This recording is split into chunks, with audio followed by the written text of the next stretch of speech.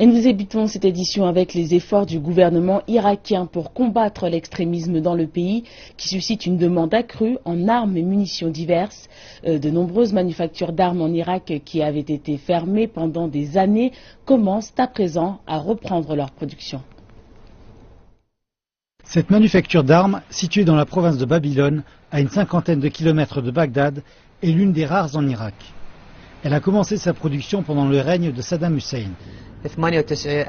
Cette manufacture d'armes a commencé à produire des armes à la fin des années 90.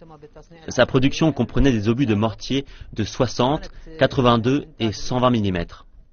Lorsque la guerre d'Irak a éclaté en 2003, cette usine, ainsi que de nombreuses autres, a été bombardée et pillée. Les opérations normales étaient impossibles parce que des composants importants avaient été volés ou détruits. Par conséquent, les ouvriers de l'usine ont été licenciés. Après la guerre, l'usine a été utilisée pour fabriquer des voitures. Mais alors que les combats contre les extrémistes se prolongent et deviennent plus intenses, le gouvernement irakien a décidé de reprendre la production d'armes ici. Après avoir rassemblé assez d'équipements et de personnel, la manufacture d'armes a commencé à produire des obus de mortier et à mener des tests sur le terrain.